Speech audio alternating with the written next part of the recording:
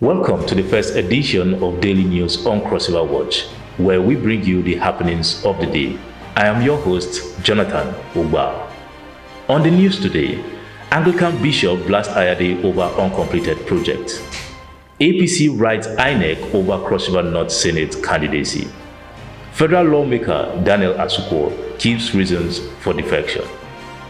To the news proper, the controversies surrounding the emergence of Honorable Martins Orim as the candidate of the All Progressive Congress (APC) in Cross River Northern Senatorial District for the 2023 general elections is far from over, as news has emerged of the party writing the Independent National Electoral Commission (INEC) informing the electoral umpire that Mr. Orim withdrew his candidacy.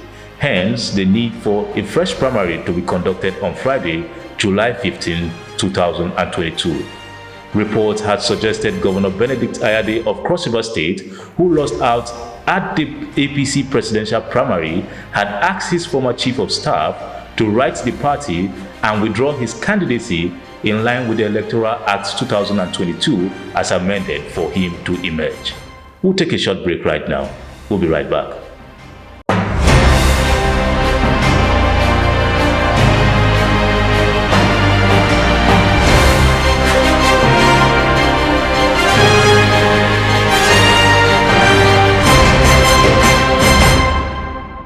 Welcome back.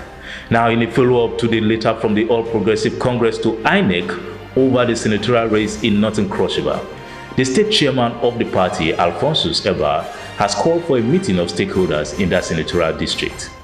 A statement signed by the party's spokesman in the state, Erasmus Ekpang, says this is in preparation for the fresh ward delegate elections, which is slated for tomorrow, Wednesday, July the 13th, 2022, across the 51 wards that make up the zone.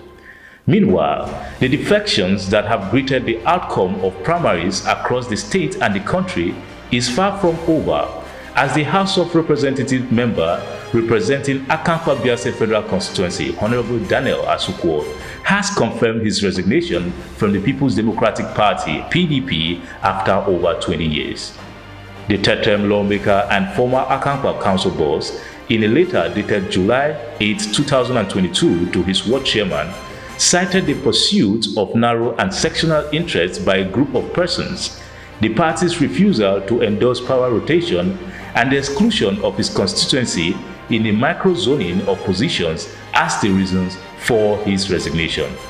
His letter was silent on which party he is defecting to. However, a photograph of him at the Labour Party Secretariat has surfaced online. Also, the Bishop of the Calabar Diocese of the Anglican Communion, Reverend Nyoye Egbe, has rejected the Muslim ticket of the All Progressive Congress (APC) for the 2023 presidential polls. The APC's presidential candidate Bola Ahmed Tinubu had, earlier this week, announced Senator Kashim Shettima, a fellow Muslim, as his running mate. And the clergyman said that the church absolutely does not, will not, and cannot accept a Muslim or Christian ticket. He called for Nigeria's secularism to be respected, as no one has more rights than the other, and accused the current administration of thriving on lies.